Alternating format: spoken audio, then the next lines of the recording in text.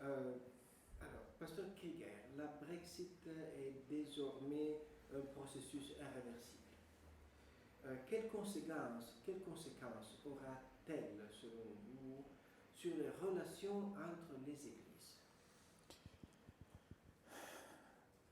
Alors, un processus irréversible, certes, mais l'issue est encore ouverte, puisque l'histoire s'écrit à long terme, elle ne s'écrit pas dans des photos immédiates. Donc, je continue, moi, à avoir une lecture optimiste de l'histoire européenne. Nous sommes actuellement dans une phase critique de cette histoire européenne, avec beaucoup de défiance par rapport à ce qu'est devenu l'Union européenne, qui s'exprime dans un grand nombre de pays en Europe. C'est une période difficile qu'il nous faut traverser. Je ne suis pas sûr qu'elle écrira définitivement le sens de l'histoire. Ça, c'était pour le provisoire. Ensuite, l'impact pour les églises. Moi, je dirais premièrement, pour moi personnellement, ce Brexit est une forme de souffrance ou une blessure. Je trouve qu'il est à contretemps de l'Europe que nous avons construite et que les églises en Europe ont cherché à construire depuis les deux drames majeurs que sont la Première et la Seconde Guerre mondiale. Et nous sommes en train de quitter un monde pour entrer dans un nouveau temps de l'Europe. Et je le quitte avec oui, une certaine blessure au cœur et des regrets. Pour les églises elles-mêmes, je ne suis pas sûr qu'il y aura un très grand impact. Elles ont résolument fait le choix de la coopération en Europe, de la coopération pour l'Europe, à travers la création de la CEC en 1959. Et nos liens continuent à être très forts. Parfois même, j'ai l'impression que ce Brexit est plutôt en train d'intensifier notre volonté de travailler ensemble. Je sens aujourd'hui, quand je visite les églises en Europe, une attention redoublée à la question européenne. Donc je dirais plutôt que c'est un warning, un signal d'alerte qui mobilise l'attention des églises sur la question européenne. Le Royaume-Uni est à présent un pays divisé. Comment est-ce que les églises peuvent aider à guérir cette blessure? Alors premièrement, ce qui est très très important, c'est que les églises sont en relation les unes avec les autres, au-delà des limites et des frontières, j'allais dire, idéologiques et politiques bien sûr, des régimes aussi, mais au-delà aussi des approches politiques. Et donc, elles peuvent très facilement prendre une position de médiatrice. Médiatrice entre... Eh bien, on va bientôt avoir les questions que soulèvent les nouvelles poussées vers un référendum en Écosse, les tensions qu'on aura en Irlande.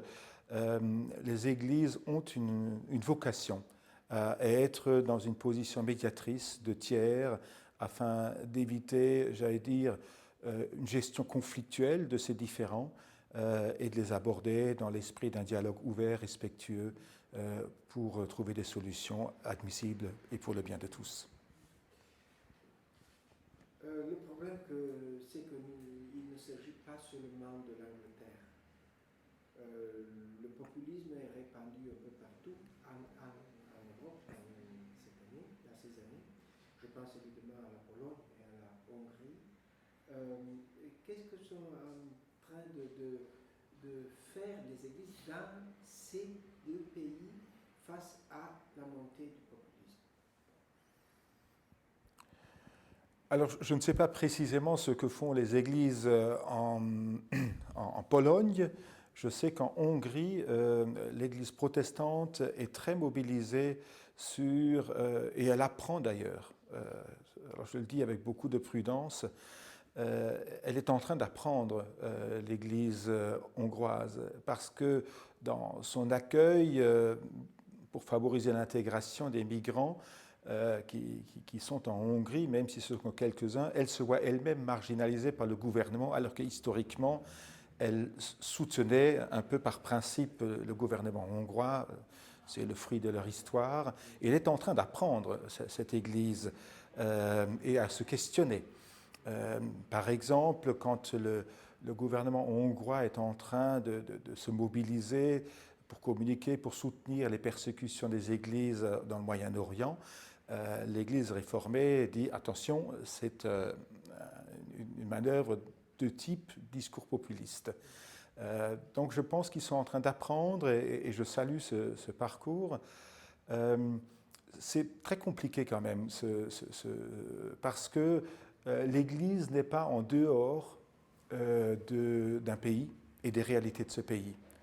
En dehors de ce pays qui a vu une grande partie de sa jeunesse quitter le pays pour travailler ailleurs en Europe et à qui on demande en même temps d'accueillir des gens qui viennent, ils souffrent et on lui demande un effort. Et donc, ceux qui votent et qui sont sensibles peut-être au discours populiste sont aussi des membres de l'Église. Donc, elle est en train d'apprendre. Je crois, on peut dire que ces réalités du populisme soulignent combien la coopération des églises en Europe est importante, combien la rencontre avec d'autres églises est importante parce qu'elle nous permet peut-être de nous questionner quand nous-mêmes, nous sommes peut-être embarqués dans une histoire qui a ses limites. Et donc, la CEC et d'autres organisations européennes sont aux côtés de l'Église hongroise pour faire le chemin qu'elle doit faire. Très bien. En Pologne, par exemple, les leaders des mouvements populistes ont utilisé souvent des symboles religieux pour augmenter leur consensus. Qu'est-ce qu'en pensent les autres églises de cette utilisation instrumentale des symboles? C'était également le cas en Hongrie. Et d'ailleurs, nos amis hongrois nous sont extrêmement vigilants et dénoncent à chaque fois ces abus. Mais c'est le cas, je veux dire, c'est la même chose qu'on a connu en France, pardon de prendre cet exemple, quand Jean-Marie Le Pen disait que nous devons aimer notre prochain, pas notre lointain, pour soutenir sa préférence nationale. Je veux dire, l'usage des symboles et du narratif chrétien à des fins populistes n'est pas chose nouvelle. Et c'est une question, ce populisme, et le Brexit d'ailleurs, est une question pour toute l'Europe et pour toutes les églises d'Europe et pour tous les États d'Europe. Une question qui appelle notre vigilance sur ces vieux démons qui continuent à exister et qui peuvent menacer l'avenir du continent européen et des États européens. J'ai lu le document de la CEC que la CEC a proposé à Malaga, à Lisbonne.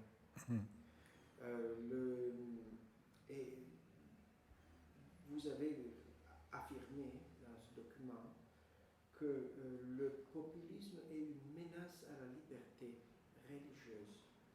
Pourquoi? En fait, derrière l'idée du populisme même, surgit tout à coup la question de la liberté d'expression. Puisque les discours populistes créent en fait une division au sein des sociétés autour de lignes de démarcation majeures. Et souvent, cette ligne de démarcation, du coup, exclut ou cherche à marginaliser les voix qui critiquent la ligne officielle, justement, du discours populiste. Et ceci a un effet discriminatoire, en tout cas pour des églises minoritaires. Donc je pense qu'en travaillant sur le discours populiste, et surtout quand le populisme prend le pouvoir, il représente effectivement une menace pour les églises, notamment minoritaires. Quel pourrait être le rôle de la CEC face à l'Europe de demain? Eh bien, l'Europe de demain, vous savez peut-être que le nouveau président du Parlement européen, David Sassoli, c'est ça, Sassoli, a lancé un grand projet de refondation de la démocratie européenne pour remobiliser en fait démocratiquement les citoyens européens derrière le projet européen. Un projet qui doit être lancé, je crois, le 8 ou 9 mai, les églises en fait demandent à être partie prenante de ce projet. Nous avons pu rencontrer le président du Parlement européen pour échanger à ce sujet en décembre dernier et avons convenu qu'effectivement nous prendrions une part active dans ce processus. Ce qui aujourd'hui gangrène l'Europe, c'est notamment le fait que de solutions évidentes, l'Europe est devenue le cœur du problème.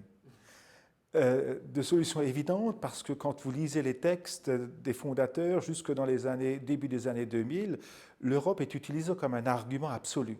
Il suffisait de parler d'Europe pour dire oui, c'est dans ce sens qu'il faut aller. Et aujourd'hui, tout le monde pense que c'est le problème. Ou ceux qui portent les institutions européennes, que ce soit la Commission, les présidences, le Conseil de l'Europe, sont réputés à être bureaucratiques et être le cœur du problème. Probablement que nous devons nous ressaisir. Souvent je dis, et c'est le cœur de mon discours, que l'Europe aujourd'hui a besoin de regagner la confiance de ses citoyens.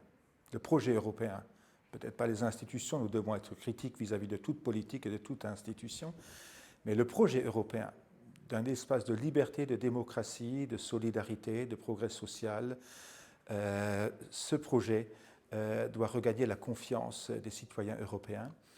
Et la confiance, nous enseigne la Bible, la confiance a besoin d'une parole qui ouvre un espace dans lequel on s'engage pour aller à la rencontre de cette promesse.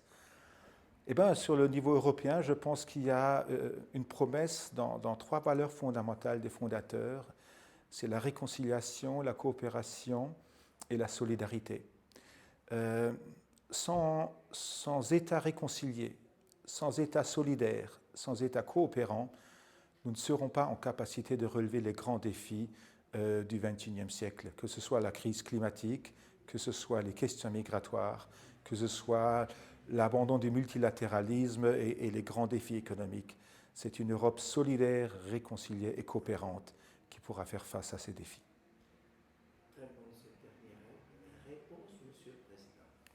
C'est mon leitmotiv, ça.